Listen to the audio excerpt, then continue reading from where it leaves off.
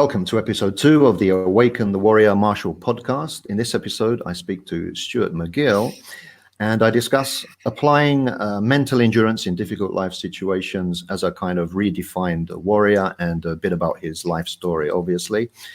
He's famous in London for being the head of the Urban Krav Maga movement or chain of schools, and we'll talk to him a little bit about that. And so if you want to learn how not to give up in the face of adversities and how to persevere and thrive and lighten up and enjoy your life, and how to keep going and push through low motivation, negativity and adversities, then tune in now, because who better to discuss these type of topics with than Stuart, who's had decades of experience of life and martial arts and the whole thing. So without further ado, let's meet Stuart. Good to see you, and how are you doing? I'm not doing too bad, Tony. What about yourself? And indeed, we are looking very much forward to seeing you guys. Let's start with a little bit about your life in terms of endurance. Let's say, how do you define endurance, and over the years, what does it mean for you? It's not something I think about particularly much in terms of myself. I've always just thought that you have to get on with it. I was thinking more about it over the last couple of days because I got to think about this particular podcast. And I do regard myself as quite a resilient person, and I guess in many ways I am, though like anybody else, I do have some weaknesses. And I think for that, I do have to thank my father in mostly negative ways, because he was a difficult person. He had very, very good qualities, war hero, etc., etc. And he was always a bit of a mate of mine, but he was a very critical person. And I was thinking about this actually. You think whenever you're a younger person, when you're a kid, when I grow up, I want to get out and do my own stuff. All right, go where I want to do, not see people I don't want to see. Right. And again, and then you get married. I've been there. You are whenever you're a kid. But my dad gave me a certain level of resilience, and I've never really expected everything to be great. With my kids now, they're both in their 20s, and I think the 20s are one of the more difficult times you have, because you first have to get out, make your own way in life, find a job. We all go through a succession of difficult and damaging relationships. You don't have an awful lot to do. And these days, they can't find a house anywhere in London because ridiculous house prices here. That's right. So the 20s are a very tough time. And I was wondering if our children, my generation's children, will actually be a little bit tougher than we are, because they're going to have a difficult time getting by for the next 10 years. My generation had it very easy in many ways. So resilience comes to a certain extent from that. So in some sense, you've found life is defined as it should be difficult in some way, because if it is too easy, you've never really felt easy with that. Would that be right? I don't know about that particularly. I think human beings, being what they are, you have to expect some difficulty, but it could be a lot easier for various people right now. Remember, we here in, for want of a better term, the developed world, the West and so on, we have it very, very easy compared not just to the vast majority of humanity, but compared to the vast majority of people who have ever lived.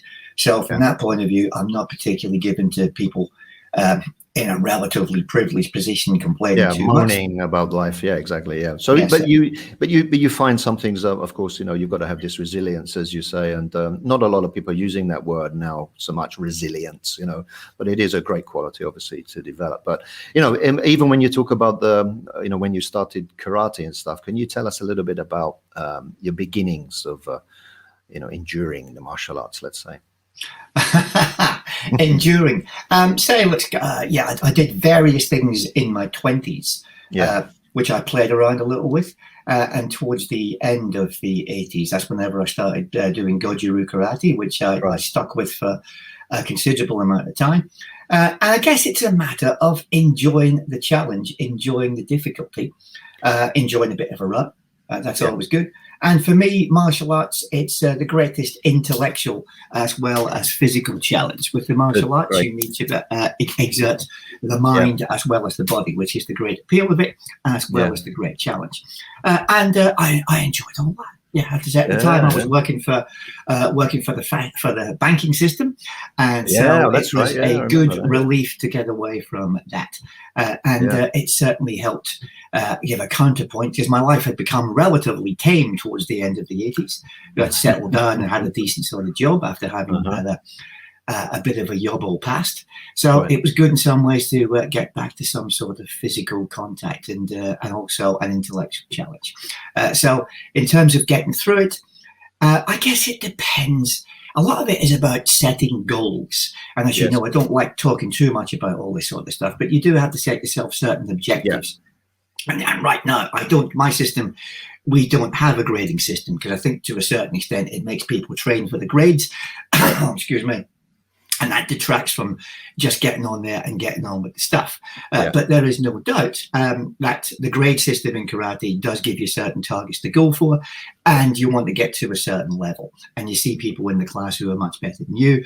You think, I could do better than that. So it does give you certain incentive, because I don't know how generally this is known, but the grade system in martial arts was something put together by a Japanese guy, I think in the 1920s. Yeah, it's very modern. Yeah, this is very modern. Yeah, right. That's right. Yeah.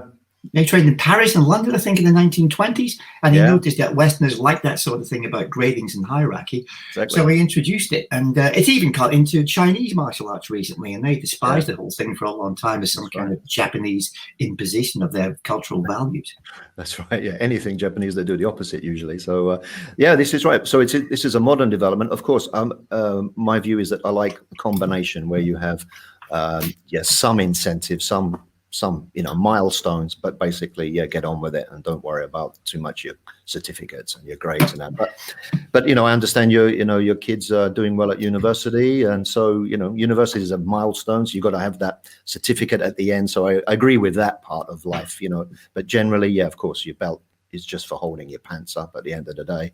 And, well, I don't like this. Sorry to butt in there, but I don't like the kind of hierarchical structure it gives to the class. I remember a few years ago, and I was in between clubs, and I went to a jiu-jitsu class. Well, primarily a jiu-jitsu class. It was one of the vaguely bullshitty jiu-jitsu derivatives, to start the class, you had the black belt standing in one place talking to each other, the brown belts there. All that sort of stuff is just tush. So that put me off. That put me off, because every time I was a white belt anywhere, I was treated like the mouse in the corner, like in the mouse trap. So like you've got to work your butt off just to get into the middle of the class to be looked at by the sensei. I totally agree. I totally agree with you there, mate, because that puts you off even starting, right? Doesn't it? So that's an endurance factor for me. So, with this theme then, so after that, you decided to move a little bit to the Krav Maga world. We don't have to talk about so much the different styles, but what was that different mentality that you found there? I was always interested in doing something which was a bit more directly applicable. All right, the Goju is very, very good if you stick with it for a long time, and if you really work at understanding some of the applications and some of the bunkai, which we'll come on to later. It's actually very effective, but it takes a long time to get there. And we had people come to the class women, basically small guys and women, who did want to learn something pretty direct to defend themselves. And there was a lot of stuff in there that they were taught which either was useless or wholly inappropriate, which applies to all martial arts, to be honest. But that's another story we'll come on to there. So I wanted to do something which was a little bit more direct and would give people what they wanted immediately, because a lot of people come to martial arts class because they're scared. They're not interested particularly in the journey or the path or becoming some kind of warrior. They're scared of some of the stuff they hear about there. It might be exaggerated for many people, but there are some fears out there, and some of them are legitimate. Definitely. And I remember just after having had a small operation, reading something in a magazine I don't normally read, Men's Health, which is not the sort of stuff I normally read. It's not you. Yeah, not wrong, right? But I was reading this in the Hossie, and there was I read something about Krav Maga, and the classes at the time took place in Tottenham Court Road. So about 3 weeks after the operation, which was a very foolish thing to do, and this I guess gets on to there's a thin dividing line. Well, there's a thin dividing line between courage, endurance, and sheer stupidity, and sometimes you cross it. So I went along with my mate Jim, who you've seen before. Jim. And we did the course, and I quite liked it. I didn't particularly like all the techniques, But Right. I like the training, which this The is the mentality problem. and the training. What's the Yeah. solution? And they got Yeah, things you in mentioned that quickly. before, I remember. So I listened to another interview and you said, yeah, definitely problem, solution Yeah. all the way. And do you think that is a good way now, even after many years, problem, solution, or have you evolved to just say solution, don't worry about the problems? Oh no, you can't see them separate. And I say more and more these days whenever I'm talking to students, you've got to think of the solution in terms of what the problem is. It might seem obvious, but too often there's a certain one size fits all approach. Like I remember one of the things that made me move away from the, shall we call it, the original Krav Maga. Right. There's a particular solution they have to a knife threat, and this American girl came to class. She was a tiny wee thing, and she's up against a guy I know around here, Trevor, who's a very, very accomplished Thai boxer and a big lad. And so she was doing this solution, so-called, where she pressed his hand into his hip, and she punched him a couple of times in the face. And I said to her, "You're never going to make that work because his neck weighs more than you do." Yeah, and also he's used to being hit, so your punches aren't going to particularly put him off, and you have no real control. It's going to wind him up. And she took it pretty badly because she'd been taught this is this. And this is one of the issues with martial arts. Too often people think that because it works for me, it has to work for somebody else. This is, again, one of the problems to a certain extent I had with Goju, because the class was quite tough. And so you end up with just another bunch of tough guys bruisers. each other. Bruisers who are used to getting whacked. And we don't think enough about the fact that this is not for... If you want to teach self-defense, it's not so much for the likes of us, it's for the people that find it more difficult to defend themselves just by punching or kicking. And you need some more techniques and solutions, which should be based on leverage. Which you do with leverage, which is one of your best DVDs that you're stronger than you think. That's one of my favorites from you guys because it's exactly that problem. And that's one of the big fallacies of the martial arts. I agree with you there that it's not what I would do in this situation. It's what you could do in this situation. This is the best way to teach. You can't say, here's what I would do. I mean, if I go to a class now and someone says, here's what I would do, I can probably say, well, I'm not you. Leave the class. You know what I mean? So, I mean, that's a little bit too extreme, but the idea is there, please tell me what I could do, not what you would do. And I think that's the best way to teach it. So, and then when you decided that the Urban Krav Maga was getting bigger and bigger, did you find some macho warriors coming in, or did you? What's your opinion about that? Because you briefly touched on this macho kind of stuff, without the Bushido. Because obviously you've done a bit of both, and at our company, Martial, we're trying to redefine, with your help, actually, we're trying to redefine this concept of the warrior. And for those of you who don't know, Stuart's written for us a few articles about courage and redefining the warrior. So how do you see it now, mate? This warrior word, as an adult, as a gentleman of 50 years old.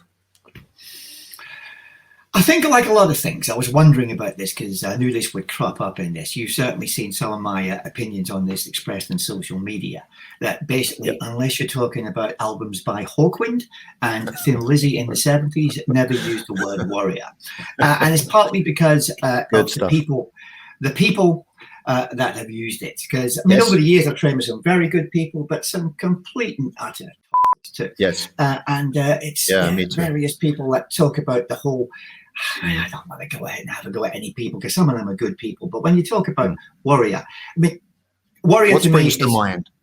Well, it's in the negative sense and in the positive sense. So it's just a whole of the time. It's a bunch of people, mostly middle-class white people, training in a gym somewhere or a churchyard to go ahead and defend themselves there. If you're talking about warrior, it's a place where people lose their lives, etc. And also the whole word warrior itself, which tends to elevate. War is a dreadful, hideous thing in which people on all sides do some seriously grim stuff. And I think the word warrior, I hate the glory of it, the glory, that's attached to it. I don't connect those words together at all, glory. That's what the word warrior does to me, even when it's used in its proper context. It's kind of heroizing a set of behaviors, which in many ways are pretty grim. And again, maybe because I I grew up with a war hero. It made me a little bit skeptical about that sort of stuff. He certainly was the old bastard. Yeah, he was a funny guy, but he had some good, proper, decent, well-informed opinions. Also about the nature of courage too, which we'll come on to later. Yeah, no, I've read a lot of your stuff about your dad on the social media, and it's very interesting, the photos and stuff, and that you had this rocky relationship with him. But you've definitely got a grudging respect for the old guy. Oh, you couldn't help but respect him. Yeah, no, he was one hell of a guy, no doubt about that. Yeah, he just wasn't the most easy person to grow up with, but he certainly made me feel, anybody having a go at me in any other context, verbally or indeed physically, my father certainly prepared me for that. It makes you resilient, obviously, growing up with, someone who's very, very kind of tough and bitter and kind of, recalcitrant and the whole outlook. But then, as you say, warrior becomes, McGregor or UFC, or it becomes tattoos. And then because you had karate at the beginning, obviously you were a little bit impressed with, Bushido and a little bit of some honor or respect, or even without being esoteric, but some manners, basic integrity and good manners, I would say. I would redefine warrior as, these days what we're trying to do in our place, we add words like compassion, would you believe? And we add words like endurance, obviously, perseverance, and we add words like courage, of course, but not, and detachment, that you're not a foaming lunatic as a Rottweiler, but you're actually very calm, and, decision-making, decisiveness. So we've got a whole bunch of words where we try to redefine it in a positive way. You can actually teach people. And I think you'd be very interested in this project, but we couldn't really think of a better word even than warrior, because it's the old style of warriors, if you will. It's, a little bit more, I can't say total old samurai myths, because as you know, most of them are myths, but some sort of creed, some sort of code, like an old East End code that they used to mythalize, if that's a word, but at least some sort of principles to live by, that you protect little hedgehogs and things as well on your way, The word warrior tends to heroize one of the more unattractive aspects of human history. And again, unfortunately, a lot of it is bullshit too, like a large part of the old East End code. That's a little bit touch. Yeah, that was just military, basically. In its day, just came from the army. So it's short back and sides, don't leave anyone behind, don't grass your mates up. That stuff was good. But then it became the craze and all that rubbish. Yeah, well, but it always was. When you look back at history, I mean, there's always been a lot of people doing pretty grim stuff. And when you look at the history of war, it's people... people can do some great stuff, but most wars are being fought by poor men for the benefit of rich men. But they had no choice. They had no choice, and they were drunk, and they had no choice to you can jump say they over had the no choice, trenches but when you with a look bottle at of vodka. Oh yeah, but again, Most there's of them, something more to that. When you look at the way the Japanese behaved in World War II, and this is the home of Bushido. We'll talk in a minute about where the whole Bushido gig came from. It was abominable behavior, and it was done because the Japanese certainly had a real serious feeling of racial superiority at the time. The woman who wrote the book about the rape of Nanking, or I think Nanjing, we have to call it that, she was so traumatized by the book, and she had other problems too. She committed suicide a few years later. I started to read the book, and I couldn't finish it. It was just absolutely abominable. Obviously Japan changed with the whole thing about state Shintoism and the Japanese kind of quasi-fascist empire from the 19th century. Shinto religion, Yeah, but Shinto is basically a localized form of ancestor worship. They turned into a state religion because they felt they should have one. And the guy, I think it's Natobi, who wrote Bushido, he wrote that to go ahead and impress upon Europeans that Japan was opening up at the time, who were somewhat surprised that Japan didn't have a religion as we understand it, that the actual religion of Japan was Bushido, which was nonsense, absolute nonsense. But it was done to it's not a religion, it's just behavior of a chivalry, basically, wasn't it? It was a medieval chivalry, basically, that started in Europe, and it was kind of translated to... But the Western chivalric idea is nonsense too when you look at the way those people behaved. So to a certain extent, it's a matter of escaping the BS and putting together something, which is what I think you're trying to do, where you talk about the way people should behave, a certain level of ethics. You could say maybe like a caballero. Caballero maybe is better than warrior. But yeah, I can see what you're trying to do and respect it. It's just interesting how the language can get in the way of progress. I mean, even martial arts, because obviously, the word martial comes from Mars, the god of war. So obviously, even when you say martial arts, and most people try to make martial arts as a very more gentle thing, but they're using martial, so war, the god of war. So you can't really escape it. But I think what we could do is you try to use it as maybe it's part of people. It's in people. Some aggression and your temper, losing your temper. I mean, you've always been a calm, well-mannered, non-vitriolic guy. So, but you have a temper. So this is in you. But you've also got a bit of the magician and a bit of the lover and a bit of the king inside you. Everyone's got a lot of personalities simply. Courage in that sense is obviously very, very positive, and of course you need it daily in little chats and conversations. You need to be assertive and say your piece, and you need to stand up for yourself. Otherwise, of course. So I mean, yeah, that type of positive courage I always like. But interesting what you say about this the neuroscience. I think both of us should really get into that and really start researching that, because I love the connection between literature and neuroscience. The book I'd like to write would be a book about the connection between neuroscience and martial arts training. So I do actually see quite a lot of connections there. That's where we're going. And I get the feeling I get the feeling with neuroscience that they're not discovering new things. They're actually being able to go ahead and formalize and put into a scientific context things that people, including martial artists, have understood already. There's this great experiment where they got two groups of people, and they have to go off and solve a particular problem. One group was given 15, 20 minutes. This is the problem. They went through it for about 5 minutes. Then they went off and did something completely different, like play basketball. The other group had to focus on nothing but the problem for however long, half an hour or so. Now, the group that does better tends to be the group that goes off and does something different. They look at the problem, which is quite a difficult one, and then they go off, think about something else, and then they come back and they were able to solve the problem better than those who were just focusing. In martial arts, we've always said, right, what we'll do, particular technique, work your technique, then you take a break.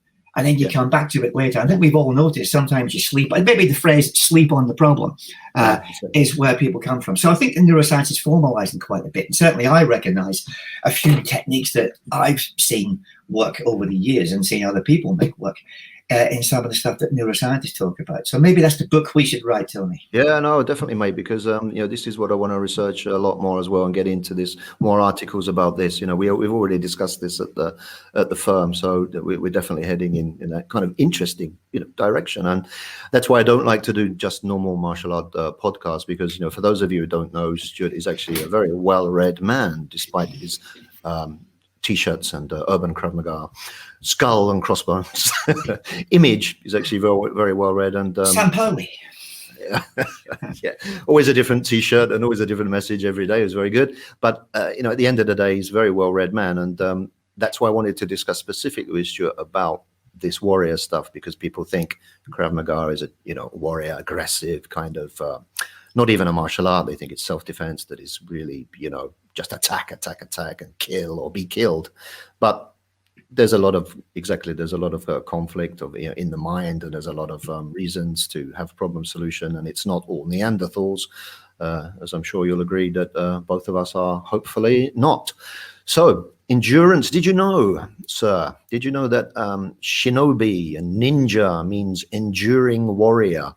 And I just wanted your thoughts on the fact that they go together. Maybe an enduring warrior is kind of a historical title, shinobi, so obviously there is some connection between endurance and the warrior. Could you elaborate just slightly on that, if you will? I think you need endurance to achieve anything. Learning a language, becoming decent in a row, learning about neuroscience, and learning to conquer your own ego. And particularly if you're in a long conflict like a war, you need a certain level of endurance to go ahead and cope with loss. So I can well see how they go together. Yeah, because loss is very, very difficult to cope with. A friend of mine, unfortunately, his son has just committed suicide, and the endurance unimaginable. Yeah, so the endurance he's showing there is quite extraordinary. But yeah, we need a certain level of that. And I think human beings can do extraordinary things. We all have that endurance in there. One of the great things about humanity is, we've shown a degree of endurance in fighting against what can be a difficult existence. So endurance is a great thing. And again, to a certain extent, part of the things we always do, we don't get people doing all the heavy sit-ups and the Hindu push-ups just to get strengthened, is to strengthen the mind as well. Believe you can go ahead and do it. Exactly. There are various ways of doing it. People that go ahead and scream at people and try and humiliate them. I don't think that's a particularly good way, but apparently some people respond better to that. I don't think you need to do it. And it's also giving people a certain sense of responsibility to respect themselves. I'm not into the whole self-adoration thing. You need a certain level of respect for yourself, and you need to have respect for people around you.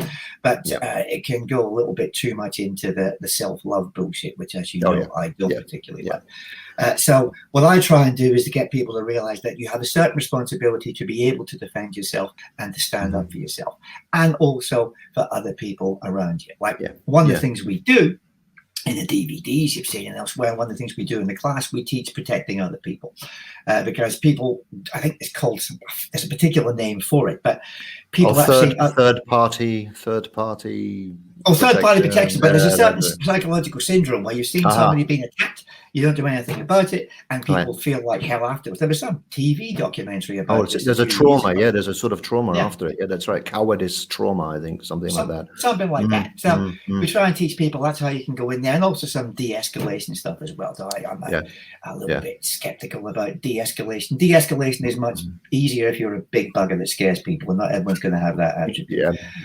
So it's important to get people that level of self-respect, and you say it not just to you, but you owe it to your loved ones to look after yourself, and you're going to have to do this to be able to do so.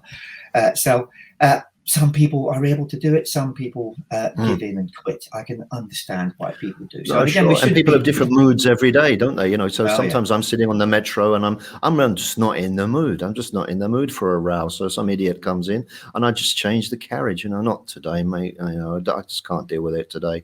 And another time you go home and there's a drunk there, and there's a complete idiot, and you just say, right, that's it, enough. You put your hands up and stop it. It stops now. And, I think people should train even for, maybe this is another thing we can get into, like training for different moods that you're in. You know what I mean? When you're, there should be different techniques, in my opinion, different ways to defend yourself for different moods that you're I like that one where people, day. I think I wrote about this in one thing I put together for you guys. There's various things I can do, like say, if you do that, it reminds you of the time whenever you've stood up for yourself or stood up for somebody else and did something which is good, and something which gives you, a lot of it gets done with guys in particular. I'm never really too sure about the women. They're different from us, but again, I guess it can work too. But with the guys, if your testosterone is low, you're going to feel a bit kind of, I can't do that. So something which will help give you that little boost of testosterone. The anchor, we call it the anchor. The anchor, that's the phrase, the neuro-linguistic program. You anchor yourself, and then you say, right, you access the warrior or the yang. Some people just say it's yang, and a lot of yang energy, so you get it that way. But you're absolutely right. It's anchoring is really important, definitely. Like Pavlov's dogs, you just leap into action, hopefully, or just like leap on the floor and go to sleep. But, definitely the neuroscience will be what we explore. So I think we've covered quite a lot, mate. It's, especially good to put in Dostoevsky, just throw it in there, to sound intellectual from my side. Everybody should read Dostoevsky. Dostoevsky is astonishing. Crime and Punishment.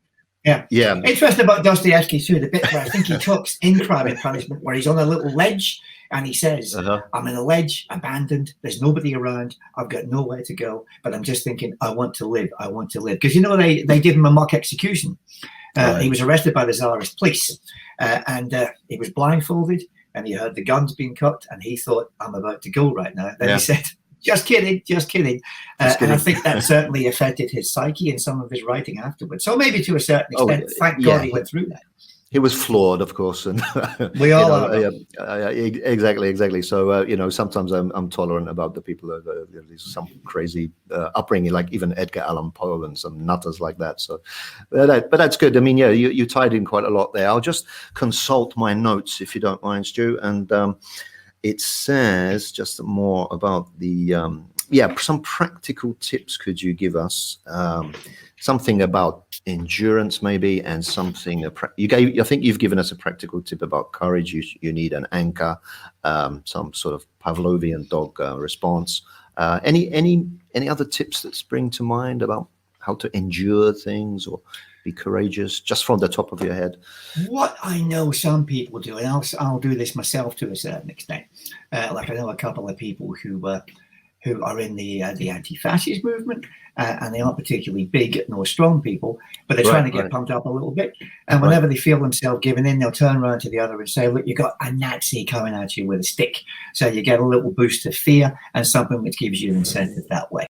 Can you just tell us a few minutes about the instructors that you've met and people you would say, oh, that's what I would define as a warrior, in a good sense? I've met some very good instructors. I've met some total tossers. You can learn from both. Right? You can learn from some of the kind people. You can learn from some of the nasty people, and you can sometimes learn how not to do things. I mean, there was a certain guy I trained with for a number of years. Actually, no, less than that. It was probably just over a year. Who I ended up, he turned out to be a bit of a fraud, and I had a major dispute with the guy. But as a coach, he was phenomenal. He was a really, really good coach. So you could learn quite a bit from him. Someone like Tino Seberano, was outstanding. He only trained with him a couple of times when he came across to do a class in, I think it must have been the mid to late 90s. Tino is basically a Goju Ryu guy, but he's somebody who came across and he trained with a lot of other systems, a lot of other people, and he was in his mid-50s at the time, which to me seemed really old. Now I regard mid-50s as being quite junior. But Tino kept himself in incredible shape, and his mind was open to everything. And I think that if you're talking about the kind of ideal human being that you're looking here, that you might want to call a warrior, I think an important aspect of it would be keep a good open mind, never close the mind to anything. I love those instructors. Sorry, I love those instructors who say, "Oh, that looks good. Let's train that technique." They see you doing something and say, "Oh, I like that. Show me that." And it's unbelievable lack of ego when they say, "Yeah, can you show me that one? That looks good." That's an important thing. I was going to talk about this in terms of my friend and jiu-jitsu guy, Leo Nagai. All right, so I trained with Leo. Christ, when was it? It's a long time ago just now. And it's a very, very humbling experience. I've done some groundwork before. I've done a little bit of self-defense groundwork, which was kind of okay, but it didn't have any plan B. If you try something, it doesn't work, and the guy does this, what do you do? So there's no one better to train with than Leo. He's a big I always wanted to meet him. I went by his gym once in Kingston. I walked by it. I wanted to go in. It looks great. But you have to be prepared when you do something like that to roll with guys like that, and you get gubbed. And a lot of martial artists don't do that, so they still reject the ground game and say that's not good in the fight and come out with stuff. If I end up on the ground, I'm just going to go ahead and bite and gouge. You go on the ground with someone like Leo. Do you really think you're going to come out on top because you're able to bite and gouge? That's garbage. So you just have to open your mind and put the ego to one side and be prepared to get absolutely gubbed. Start again. That should be something that you do, not just for yourself, but for your student. This is why we're talking about responsibility, not towards yourself, just towards yourself, but towards other people as well. So you learn that stuff so you can go ahead and impart it to your people who need it. So it's not just all about you and the ego. And again, getting back to Frankel, all right, get some purpose and get some that can help you go away. You got a purpose which is outside yourself that can make you behave that way. And again, back to John O'Hara, all right, if you get gubbed on the floor, all right, don't think about, oh God, I'm not a man. The people that will go ahead and dish you because of that, their opinion doesn't matter. You do this for yourself and for other people around you. Yeah. You're just starting again all the time. You just walk into a new discipline, so I'll start again. Obviously, you just go, right, I'm a white belt in this part of the dojo, so just teach me, just help me out, educate me. That's one of my phrases. I walk in, I go, educate me. And that's the same with books as well. When you start a new book, okay, educate me, And I even wanted to do an interview show one time just called Educate Me, whereby I just say two words. Today I'm speaking to Stuart McGill. Okay, educate me. And it's just like an hour of education. And you know what I mean? It would be a quite nice way of doing it instead of trying to lecture over each other. You just say, educate me. So I would say that's just about it.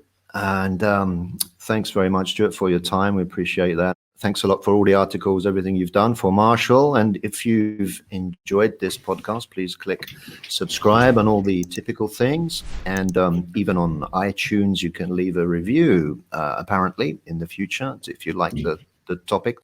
Begin your Marshall journey. Like, comment, subscribe.